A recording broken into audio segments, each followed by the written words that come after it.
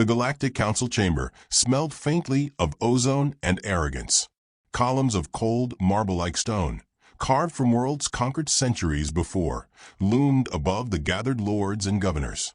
In the center floated the hollow sphere, blue light, shimmering with reports from the outer rim. The words that rippled across its surface were almost laughable. A human, female, age 27, weapon a knife. The chamber erupted in laughter that clattered like broken glass. "She carries a blade against plasma cannons?" hissed Governor Threx, a reptilian whose scales gleamed bronze under the chamber lights. "Surely the scouts are drunk again." "Drunk on fermented root beer, perhaps," another alien chuckled, mangling the human word. Only one figure did not laugh, the old archivist of Velos, whose voice rasped like sand on stone. "Do not mock what you have not met. Humans amuse themselves until the teeth come out." But his warning was drowned beneath jeers. The council voted without hesitation. A handful of their finest assassins would go. Trained killers from across species, a mantid stalker with serrated limbs, a cephalid shade who could slip through walls, and a towering brute from the storm worlds who wielded strength like thunder. Their orders were simple: erase the myth, kill the human. The hunt began at dusk on a rain-soaked colony called Varnes 7. She sat at a cafe. Yes, a cafe. Not a bunker, not a fortress, not even a secure safe house. Just a corner seat in a shabby human-style tea house, wedged between hollow gambling parlors. The neon outside flickered in broken syllables. Inside, warmth steamed from cups of spiced tea, and the air carried the bitter perfume of roasted leaves. She hummed softly while stirring sugar into her cup. A small, plain woman, dark hair pulled into a messy bun, boots scuffed, jacket patched to the elbows. She looked like someone's overworked neighbor, the kind of person you borrowed flour from, not the nightmare of an empire. The first assassin to see her nearly laughed. The mantid stalker pressed itself to the window, invisible to the ordinary eye, compound gaze narrowing in disbelief. She was humming something called "Take Me Out to the Ball Game." The insectoid tilted its head. Ball game? Knife? This was the fabled Baba Yaga. The cephalid shade oozed through the floorboards, its body a whisper of translucent membranes. It tasted her thoughts, or tried to. The flavor was wrong, like biting into wire. Something in her mind was shielded, wrapped in humor so sharp it cut. A voice flicked inside the shade skull, peeking shrewd sugar. The shade recoiled. She sipped her tea and smiled at the empty air. The brute from the storm world didn't bother with subtlety. He simply pushed open the door, the hinges groaning under his weight. Patrons gasped and fled. Only she remained seated, calmly placing her spoon down, her smile gentle, almost apologetic. "You're blocking the light," she said. Her voice carried a lilting politeness that unsettled the brute more than any snarl could. "You are human," he rumbled. "I've been accused of worse," she replied, rising slowly. Her knife gleamed as she drew it, not from a sheath, but from her boot, plain steel, handle worn by 1,000 grips. It caught the neon flicker and held it like fire. The brute laughed, deep and rolling. "Knife against me?" Her eyes softened. "Sweetheart, it's never the knife. It's the hand that holds it." The mantid struck first, slashing down with blades honed to molecular edges. She moved as though dancing. A tilt of the head, a lean of the shoulders, just enough. The blade carved air, not flesh. Her knife flicked upward once, barely more than a brush, and the mantid froze. A hairline crack traced its carapace. Then it fell in 2 neat halves. Tea still steamed in her cup. The brute roared and swung a fist like falling rock. She ducked, slid beneath him, and pressed the edge of her blade across the soft seam of his armor. His laughter died in a wet choke. She didn't finish him, not yet. She let him feel the cold whisper of mortality. The cephalid shade tried one last time, wrapping her in suffocating membranes. For an instant the cafe blurred, walls bending like water. She closed her eyes, drew a breath, and whispered, "You ever hear of duct tape?" The shade faltered. In that flicker of confusion, she slashed once. Membranes collapsed like a punctured veil. Silence returned. She exhaled, calm, like a woman folding laundry after a long day. knife wiped clean on a napkin. She set it on the table beside her tea, as though it were no more dangerous than a butter spreader. The brute staggered to his knees, clutching his side. His voice rattled. What are you?" Her smile thinned. "Me? I'm just a reminder that you should have stayed home." He crawled backward out into the rain, eyes wide. He would live for now. He would tell the others. She wanted him to. Outside, thunder rolled. News traveled faster than ships. By the time the brute's broken body was dragged before the council, the chamber no longer rang with laughter. Whispers clung to the walls. Baba Yaga, the human with a knife, had dismantled their best squad without breaking a sweat. "She uses sorcery," one counselor hissed. "No. Precision." "Then we send more. And if more never return." The archivist of Velos only closed his eyes and whispered, "You cannot kill the storm with a spear. You only teach it where you stand." But arrogance was harder to silence than thunder. More would be sent. Whole teams. Coordinated strikes. The hollow sphere flickered again, replaying fragments recorded from the assassin's eyes. The tilt of her head, the glint of the knife, the smile that never reached her eyes. Alien hearts clenched as they watched. The myth was real. Worse, it was smiling. She walked alone through the neon-washed streets of Arnie's 7, rain dripping from the brim of her cap. No one looked at her twice. Just another human face in the crowd. She hummed again, softer this time, a lullaby that belonged to no one but her.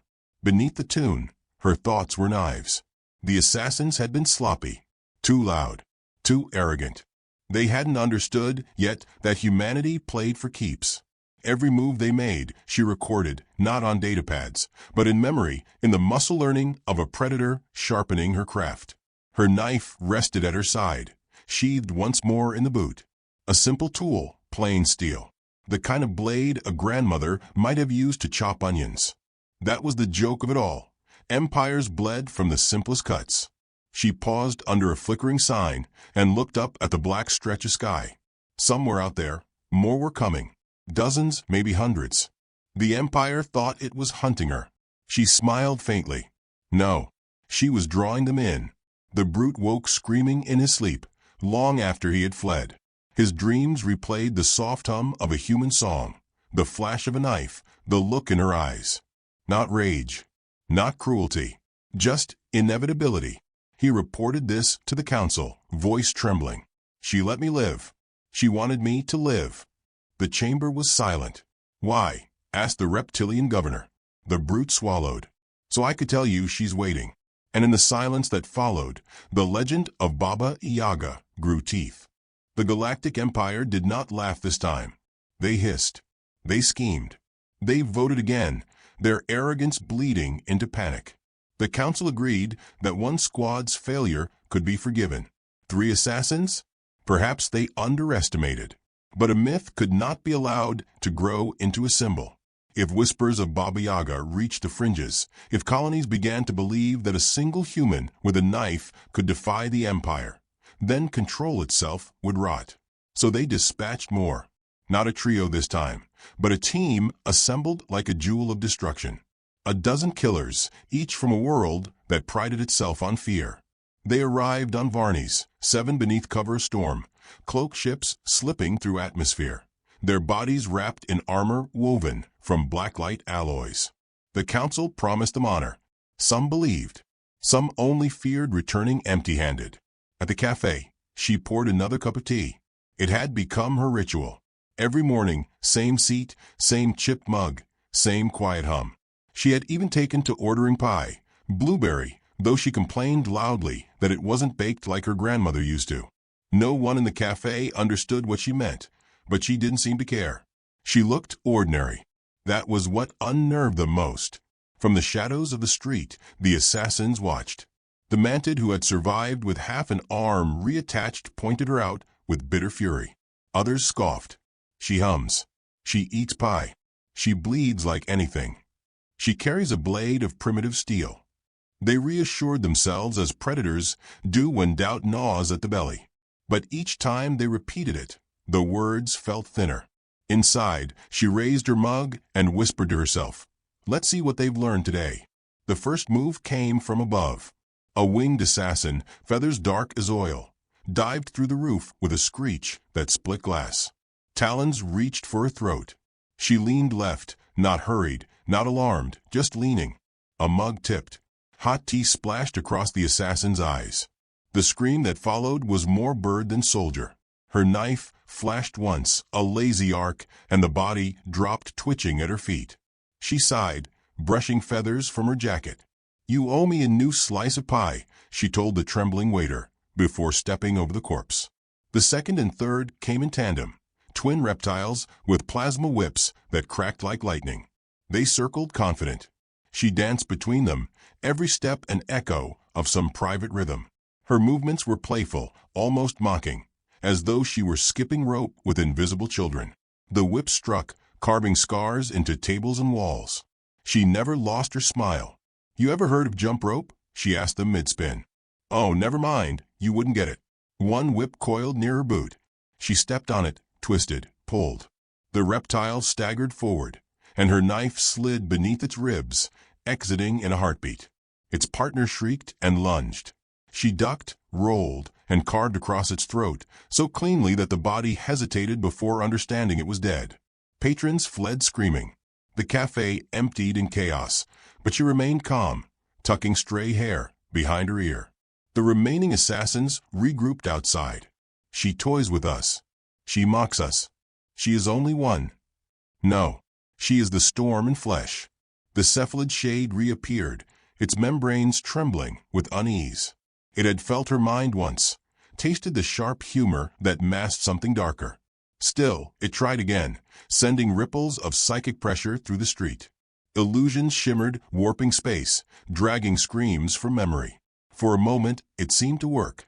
Her eyes glazed. Her lips trembled. Then she laughed. Softly. Terribly. "You're digging in the wrong drawer, sweetheart," she whispered, and when she spoke, the shade recoiled. She was inside its mind this time, her voice slicing through thought like wire. "You don't want to know what's in mine." It shrieked and fled into the alleyways, its body dissolving in panic. The others cursed and followed, scattering like prey instead of predators. She stepped outside into the rain, knife dripping, boots splashing puddles. Neon blurred across water. Her breath fogged as she whispered to no one in particular, "Y'all send the weirdest dinner guests." But something shifted inside her. The smile was still there, the quips still warm, but behind her eyes the storm gathered. She had been playful until now, mocking their ignorance, weaving jokes like armor.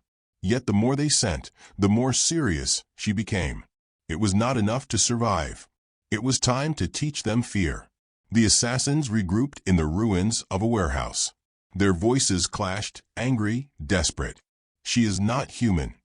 She is human. That is what terrifies me. We must strike together." Yes, all at once. They formed a plan. Traps layered upon traps. The mantid would flank. The brute would crush. The psionics would blind her senses.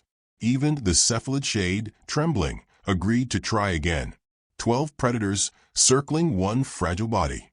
It had to be enough. They chose the docks at midnight. She was already there, sitting on a crate, peeling an orange with her knife. Juice ran down her fingers. She licked it casually, eyes lifted to the stars. When they approached, she didn't move. "Funny thing about oranges," she said without looking up. "Took humans a long time to figure out how to grow them without seeds. Guess we like controlling what spreads." The words meant nothing to them. That was the point. The psionic wave hit first, a crushing tide meant to shatter her mind. She blinked once, twice, then laughed. "Bless your heart," she said, standing. "You really think yelling inside my head is worse than Thanksgiving with my family?" Knives moved faster than thought. Her blade curved like silver lightning, cutting, slashing, parrying in a blur that seemed impossible. Bodies fell in arcs of alien blood. The dock reeked of salt and iron. The brute charged, roaring. She sidestepped, barely glancing, and cut the tendon behind his knee. He collapsed with a howl. She pressed the knife beneath his chin, leaning close, her breath warm on his face. "You're strong," she whispered. "But strength without brains? Honey, That's just furniture. She let him live again. That was the cruelest cut of all. The mantid lunged, furious. Her blade sank deep into the soft joint where armor met flesh. It fell, limbs twitching. She moved on, without pause. When the last alien fell silent, the docks glistened with rain and blood. She wiped her knife on a discarded cloak, whistling a tune older than stars. The sound carried through the night like a lullaby twisted into warning. Survivors limped back to the council, their eyes hollow. The brood again, broken but breathing. The cephalid shade, trembling, unable to form words. They spoke of her laughter, her knife, her refusal to die. They spoke of the way she studied them, as though every strike, every counter, was a lesson she intended to use later. The council chamber no longer mocked. Fear bled into the marble. She is baiting us. She is learning. She is only one, protested the governor, though his voice faltered. The archivist whispered from the shadows, no, she is the door through which the others will walk. On Varney's 7, she walked the silent streets, rain soaking her hair. For the first time her smile slipped, just a little. She stared at her reflection in a shop window, ordinary face, tired eyes. She whispered to herself, keep it light, keep it funny. Don't let them see the storm yet. But she knew. The storm was coming. She had tested them enough. She had mapped their arrogance, charted their weaknesses. Every fight was not just survival but research. She filed away how the mantid struck, how the psionics faltered, how the brute's strength crumbled under precision. She was building something larger than fear. She hummed again, softer this time, almost mournful. The sound curled through the night, carrying both humor and sorrow. She thought of her grandmother, of duct tape, of kitchen knives that cut more than bread. She thought of humanity, the species the galaxy dismissed as fragile dreamers, and she smiled again. Not fragile, not dreamers, predators with patience. In the distance, thunder rolled across Varney's 7, rattling windows, echoing off the towers. She lifted her knife, held it toward the sky, as though saluting the storm. Rain streaked its steel into silver fire. She whispered almost lovingly, come closer. I'm not done learning yet. And somewhere in the darkness above, ships stirred. The galaxy had no idea that the knife was not the weapon. It was the invitation. The council chamber reeked of fear, disguised as authority. What had begun as jokes now clung to their tongues like ash. Whispers of the humans spread faster than their assassins could fall. Colonies muttered her name. Smugglers carried the story in hushed awe. The myth was turning into something worse than truth, belief. She must be crushed before the infection spreads, snapped the governor of Selith, pounding a clawed hand against the table. One knife has no right to defy an empire. She is not the knife, murmured the archivist. She is the hand that wields it. But arrogance still poisoned their blood. They summoned more, building an armada of assassins drawn from the darkest corners of the empire. Dozens now. Their pride would not let them stop. Each believed their method superior. Each swore humanity's myth would end in their hands. Baba Yaga was waiting. On Varney's 7, she sat at a train station, boots crossed at the ankle, newspaper held upside down as if she were reading the weather. The platform was empty, but for flickering lamps and the scuttle of vermin. Somewhere deep in the shadows, eyes glared, waiting. She let them wait. When the first assassin moved, she did not flinch. A dart hissed through the air, tipped in venom that could kill a whale. She shifted paper, catching the dart through the column that read local market prices plunge. She folded it neatly and set it aside.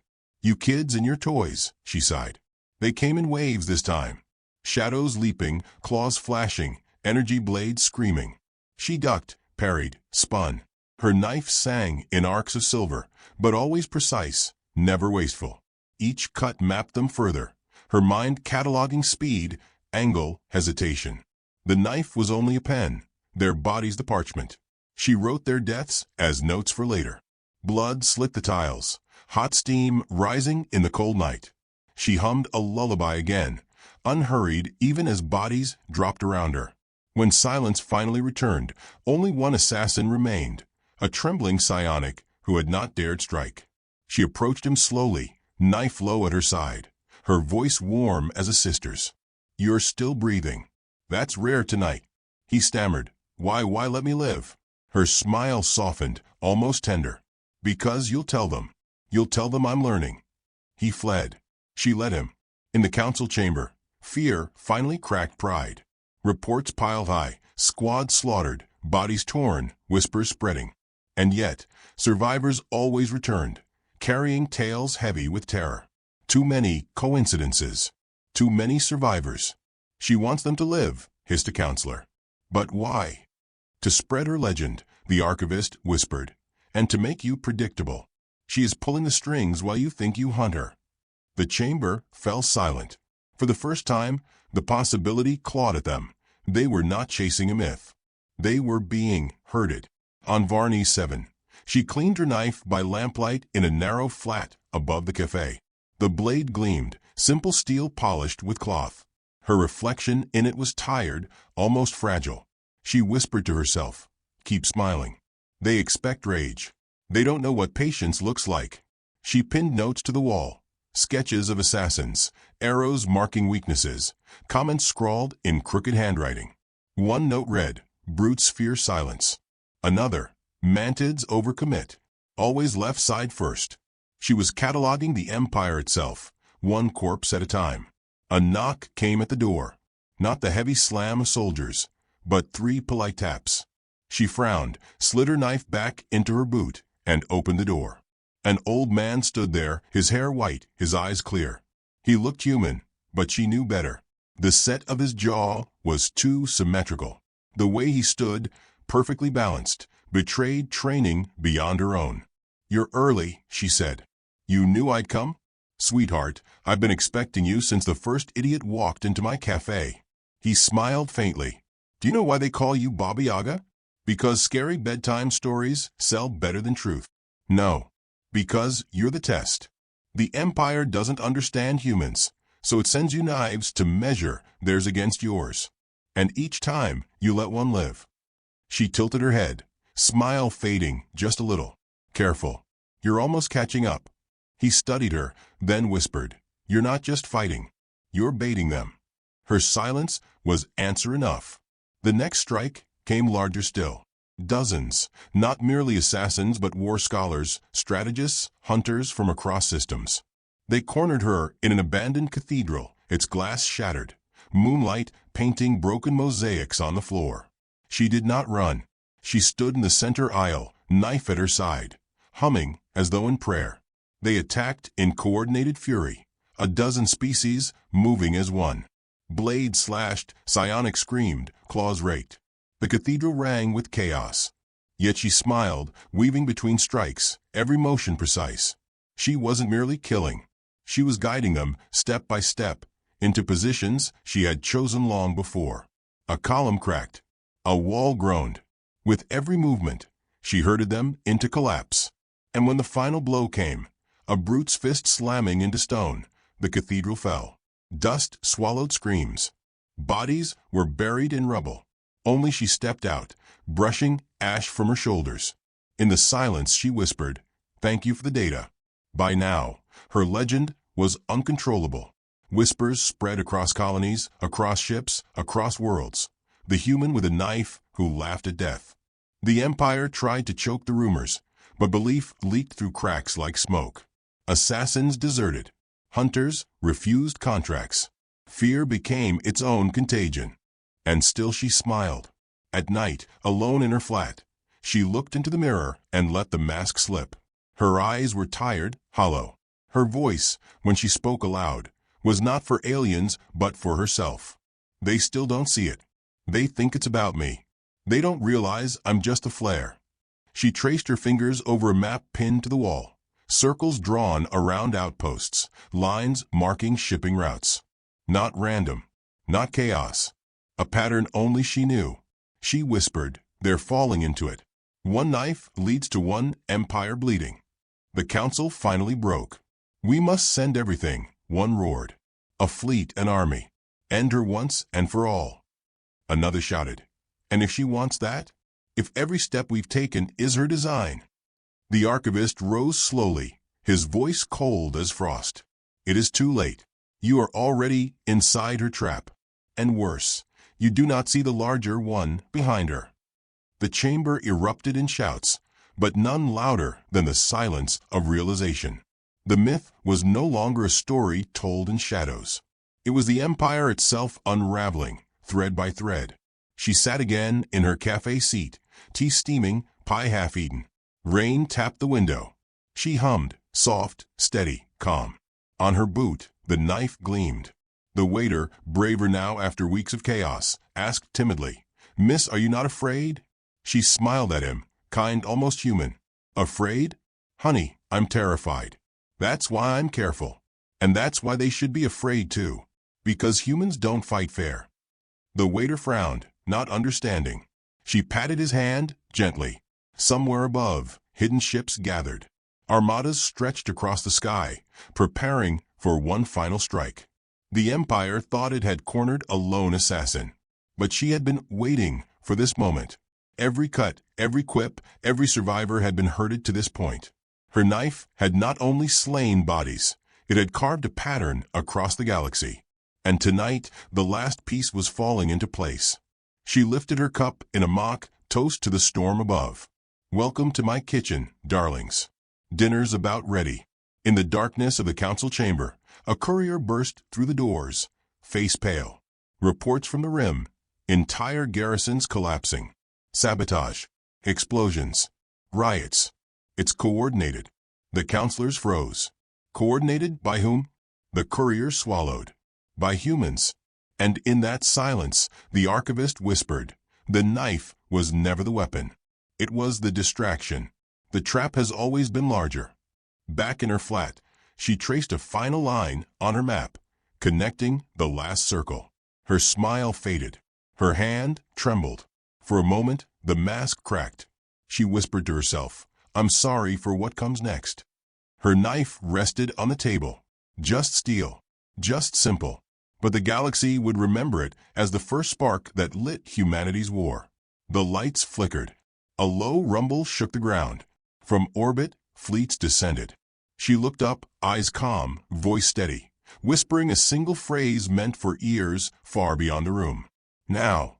And somewhere unseen, humanity moved. The sky above Varnes, 7 tore open. Not with storms, but with steel.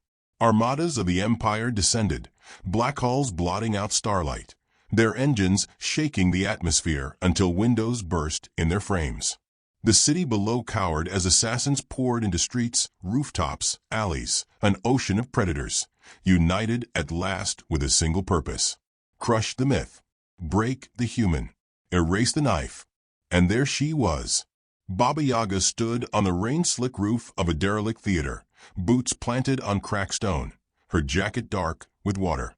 In one hand, the same plain knife. No armor. No army. Just her. Her hair clung to her face, her smile faint, tired, but steady. She raised the blade as though greeting them. The first volley came as a storm of plasma fire. She moved like water, rolling, weaving, her knife flashing arcs that seemed impossible. Energy bolts sparked off the blade, as though steel could laugh at physics. She leapt between shadows, each strike of her knife cutting not only flesh, but fear into the ranks. One assassin fell, then 2, then 10, each motion precise, as if she had rehearsed it all in secret. They came harder. 100 predators against one. But she was more than one. She was inevitability wrapped in human skin.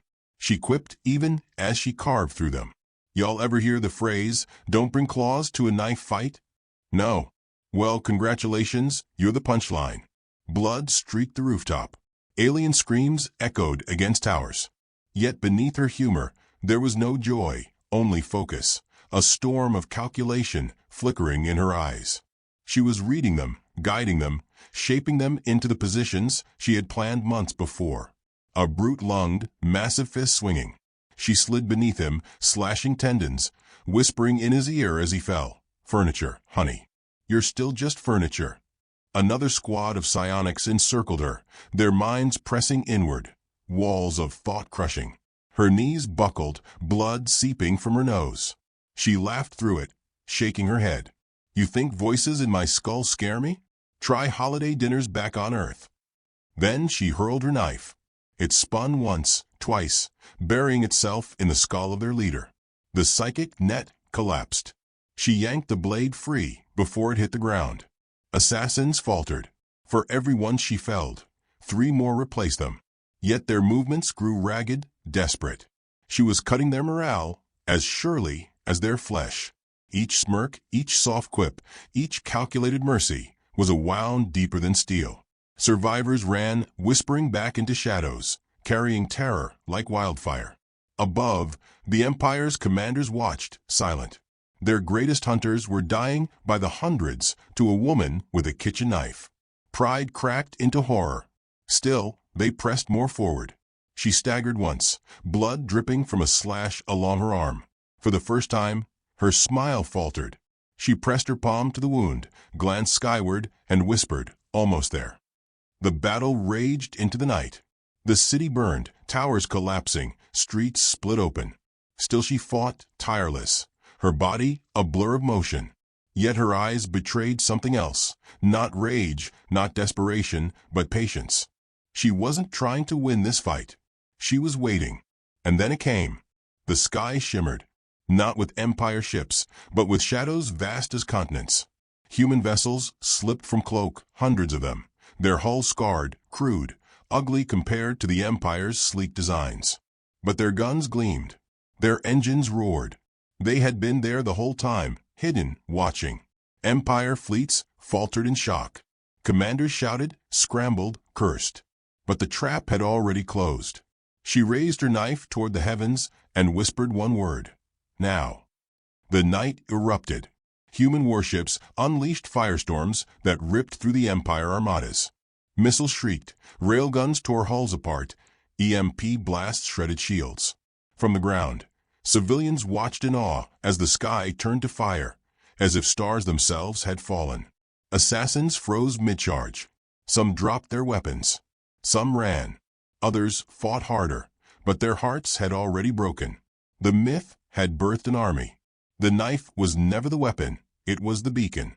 She cut her way through the last squad that dared approach, knife flashing in the firelight. When silence finally fell around her, she stood panting, shoulders heaving, blood dripping from wounds that would have felled anyone else. She licked rain from her lips, smiled faintly, and muttered, "Took you long enough, boys." Human boots thundered onto the streets as drop pods cracked open. Soldiers in battered armor poured out, rifles gleaming, faces hard. They saluted her in silence, as though she were both comrade and legend. "Ma'am," one said, voice steady through his helmet, the nets holding, whole sectors collapsing. They walked right into it. She nodded, wiping her knife clean on her sleeve. "Good. Let them remember this night every time they close their eyes." Above, the Empire's fleets burned. Below, its assassins lay broken. But the galaxy's true wound was deeper. The myth had become fact. The Empire had been lured, baited, dissected in full view of the colonies it had ruled with fear. And all of it had begun with a woman sipping tea, humming songs no alien understood. She looked at her reflection in a puddle at her feet, wet hair plastered, eyes hollow. For a moment, she whispered to herself, "You're just one person, just one." But she knew the truth. She had been the spark, and humanity was the firestorm. The archivist, watching from the council chamber across the galaxy, closed his eyes as reports poured in. Worlds defecting, fleets surrendering, fear spreading faster than war. He whispered almost reverently, "So this is what they hid. Not strength, not numbers, patience, humor as mask, knives as distraction, and beneath it all, the predator we forgot to fear." In the ruins of the theater rooftop, Baba Yaga slid her knife back into her boot. The steel was chipped now, stained. Ordinary. She smiled faintly. "Guess I'll need a new one." Around her, human soldiers moved to secure the streets. Distant explosions lit the horizon, the Empire burning piece by piece. She felt no triumph, only the weight of inevitability. She whispered to herself, "I warned you. You should have stayed home."